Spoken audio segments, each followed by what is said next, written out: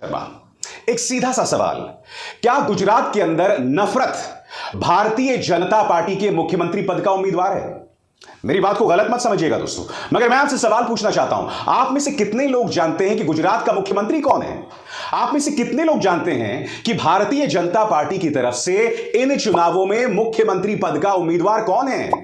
मैं जानता हूं आप लोग में से कई पलटकर कहेंगे कि भाई कांग्रेस की तरफ से कौन मुख्यमंत्री पद का उम्मीदवार है, आम आदमी पार्टी की तरफ से कौन मुख्यमंत्री पद का उम्मीदवार है। मगर आप एक बात भूल रहे हैं, 2.5 दशक से गुजरात में सत्ता में भारतीय जनता पार्टी है और कोई और नहीं है। और मैं आपसे पूछना चाहता हूं कि गुजरात के वर्तमान मुख्यमंत्री भूपेंद्र पटेल जो हैं, उन्होंने कितनी चुनावी सभाएं की हैं? उनके चेहरे को भारतीय जनता पार्टी कितनी बार पेश कर रही है? इन चुनावों में सिर्फ 4 चेहरे दिखाई दे रहे हैं दोस्तों। प्रधानमंत्री नरेंद्र मोदी, बीजेपी का तुरुप का पत्ता, सिर्फ और सिर्फ इस चेहरे पर चुनाव लड़ा जा रहा है और उसके अलावा कुछ नहीं। अमित शाह, जो कि तमाम चुनावी सभाओं में अपना भाषण दे रहे हैं। अब आप कहेंगे 2 बाकी चेहरे कौन हैं? दोस्तों, कहने को ये 2 बाकी चेहरे दूसरे राज्यों के मुख्यमंत्री हैं, मगर उन्हें गुजरात के जो मौजूदा मुख्यमंत्री हैं उनसे ज्यादा अहमियत मिल रही है। उत्तर प्रदेश के मुख्यमंत्री आदित्यनाथ और असम के मुख्यमंत्री हेमंत बिस्व शर्मा। अब याद कीजिए, कार्यक्रम की शुरुआत में मैंने क्या कहा था कि क्या नफरत भारतीय जनता पार्टी के मुख्यमंत्री पद का उम्मीदवार है? नफरत जो एक शब्द है, और मैंने आपसे ऐसा क्यों कहा, इस बात पर गौर कीजिएगा दोस्तों। जैसा कि आप जानते हैं कि पहले चरण की जो कैंपेनिंग है, चुनावी कैंपेनिंग है, वो खत्म हो चुकी है। 1 दिसंबर को वोट डाले जाने वाले हैं। मगर आपने गौर किया होगा कि 2.5 दशक से सत्ता में रहने के बावजूद, चाहे प्रधानमंत्री नरेंद्र मोदी हो, चाहे अमित शाह हो, चाहे हेमंत बिस्व शर्मा हो या मुख्यमंत्री आदित्यनाथ हो, इन्होंने सिवाय नफरती बयानों को और नफरत को अपने चुनावी भाषण का हिस्सा बनाने के अलावा कुछ नहीं किया दोस्तों। मैं आपको एक एक करके मिसाल देना चाहता हूं। सबसे पहले गौर कीजिए प्रधानमंत्री नरेंद्र मोदी पर। प्रधानमंत्री नरेंद्र मोदी खुलेआम एक मंच पर खड़े होकर क्या बोलते हैं? वो एक समुदाय को आतंकवाद से जोड़ देते हैं, जो कि चुनाव आचार संहिता का खुला उल्लंघन है। खैर, चुनाव आयोग की क्या बात करना है, उनकी तो बात ही अलग है। यानी कि प्रधानमंत्री नरेंद्र मोदी को लगता है कि 2.5 दशक तक सत्ता में रहने के बाद भी उन्हें जरूरत नफरत की है। अमित शाह की बात करें, अमित शाह ने भी अपनी चुनावी सभा में कहा कि 2002 के गुजरात दंगों में हमने कुछ लोगों को ऐसा सबक सिखाया कि उसके बाद गुजरात में कभी दंगे नहीं हुए। अमित जी, 2.5 दशक से आप सत्ता में थे, अब भी आपको गुजरात दंगों का सहारा लेना पड़ रहा है। अब गौर कीजिए हेमंत बिस्व शर्मा पर। हेमंत बिस्व शर्मा कह रहे हैं कि समाज में बहुत जरूरी है कि मोदी जी सत्ता में रहें ताकि आफताब जैसे लोगों को बढ़ावा न मिल सके। कौन आफताब? जिसने श्रद्धा नाम की लड़की को मौत के घाट उतार दिया था, बहुत ही विभत्स तरीके से। मगर हेमंत बिस्व शर्मा अपने अंधभक्तों को यह बताना भूल गए कि आफताब का वजूद इसी मोदी की सत्ता में रहा है। वो ये बताना भूल गए कि उसके बाद ऐसी ढेरों मिसालें आईं जिसके अंदर एक हिंदू परिवार ने, एक पत्नी और उसके बेटे ने अपने पति के कई टुकड़े करके उसे फेंक दिया था, और ऐसी ढेरों मिसालें सामने भर कर आई। मगर हेमंत बिस्व शर्मा इस पर खामोशी साध गए। उनका मकसद क्या था? उनका मकसद बहुत साफ था। उनका मकसद यह था कि इस बयान के जरिए हिंदुओं और मुसलमानों में तुष्टीकरण हो, मुसलमानों के लिए हिंदुओं के मन में नफरत पैदा हो, और आप जानते हैं बीजेपी का इससे खेला हो जाता है। और यह ना भूलें, हेमंत बिस्व शर्मा ने कुछ दिनों पहले क्या कहा था? राहुल गांधी की तुलना सद्दाम हुसैन से कर डाली थी। अब इसके पीछे की चतुराई को भी समझिए। यह भाषण उन्होंने दिया था गुजरात में। सद्दाम, मुसलमान, और एक बार फिर उसके सहारे जो है हिंदुओं और मुसलमानों में बेवजह का तनाव पैदा करना। अब मैं आपको मिलवाता हूं मुख्यमंत्री आदित्यनाथ से। मुख्यमंत्री आदित्यनाथ की गोधरा में सभा हुई दोस्तों, और यहां पर बुलडोजर का इस्तेमाल किया गया एक प्रतीक के तौर पर। इतने बड़े राज्य का मुख्यमंत्री और उपलब्धि के तौर पर आप सिर्फ बुलडोजर पेश कर सकते हैं, बावजूद इसके कि सुप्रीम कोर्ट ने बुलडोजर के खिलाफ सख्त रवैया अपनाया था। आप भूल गए, जब जहांगीरपुरी में बुलडोजर चलाया जा रहा था तो उसे रुकवाया किसने था? अदालत ने रुकवाया था ना, उसे असंवैधानिक बताकर। और अब भी कई बार सुप्रीम कोर्ट में अपनी टिप्पणी में तमाम जजेस बुलडोजर के खिलाफ बोलते रहे, मगर बावजूद इसके भारतीय जनता पार्टी इसे अपनी बड़ी उपलब्धि के तौर पर पेश करती है। यह सब क्या बतला रहा है? और इन चारों लोगों में क्या समानता है? इन चारों लोगों में समानता यह है कि गुजरात की जनता का वोट हासिल करने के लिए आप सिर्फ नफरत का इस्तेमाल कर रहे हैं और इसके अलावा कुछ नहीं, जो अपने आप में कितनी बड़ी त्रासदी है कि आप अपनी उपलब्धियां नहीं गिना सकते। प्रधानमंत्री नरेंद्र मोदी को हर रोज रैली करनी पड़ रही है। मैं आपसे पूछना चाहता हूं, हर रोज रैलियां करना क्या प्रधानमंत्री का काम है? देश के प्रधानमंत्री का क्या काम है? क्या वो चुनाव मंत्री हैं या प्रधानमंत्री हैं?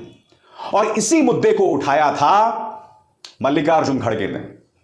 उन्होंने यही तो कहा था कि प्रधानमंत्री हर चुनाव में दिखाई देते हैं। क्या आप 100 सिर वाले रावण हैं? अरे आप तो प्रधानमंत्री हो, आपको काम दिया गया है, वो काम करो। वो छोड़ के municipal corporation election, MLA election, खैर एमपी इलेक्शन, उनको प्राइम मिनिस्टर बनना है तो फिरते रहते हैं, लेकिन हर वक्त अपनी ही बात करते हैं। आप किसी को मत देखो, मोदी को देखकर वोट दो। अब भाई तुम्हारे को तुम्हारी सूरत कितनी बार देखना, कॉर्पोरेशन में भी तुम्हारी सूरत देखना,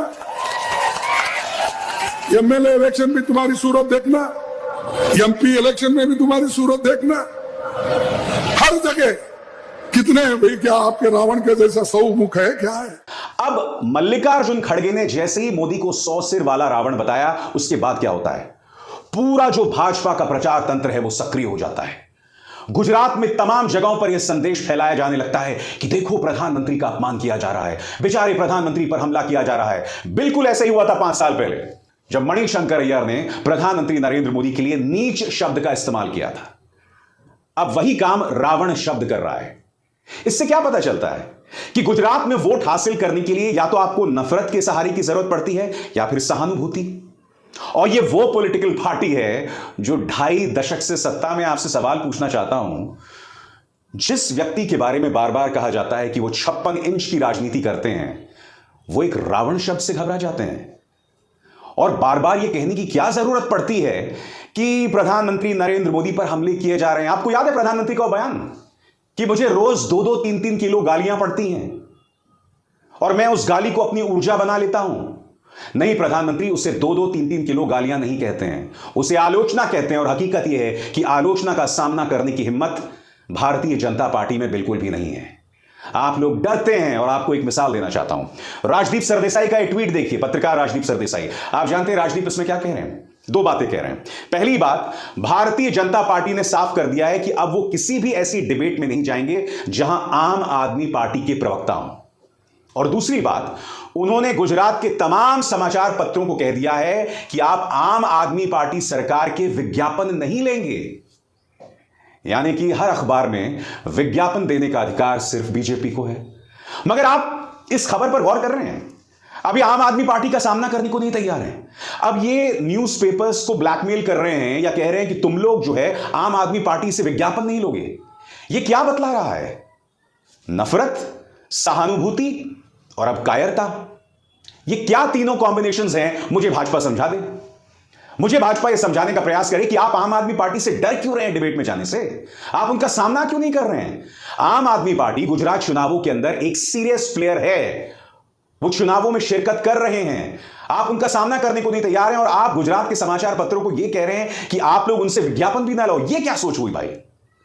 हकीकत यह है दोस्तों कि भाजपा के पास न सिर्फ ये 3 या 4 औजार हैं, नफरत, सहानुभूति और फिर विपक्ष पर दबिश डालना, और इसके अलावा सिर्फ एक मंत्र है, भूल जाइए आपका विधायक कौन है, भूल जाइए आपका मुख्यमंत्री कौन है, सिर्फ मोदी जी का चेहरा याद रखिए। और यह बात खुद मोदी जी कहते हैं। सुनिए मोदी जी ने क्या कहा था। हमारा भारतीय जनता पार्टी का उम्मीदवार कौन है? आपको किसी को याद रखने की जरूरत नहीं है, सिर्फ कमल का फूल याद रखिए। मैं आपके पास कमल का फूल लेकर आया हूं। अगर आपको कमल का फूल जब वोट डालने जाए दिखाई दे, समझ लीजिए कि भारतीय जनता पार्टी है, ये मोदी जी आपके पास आए हैं। एक देश का प्रधानमंत्री इस तरह से देश के संघीय ढांचे पर वार कर रहा है।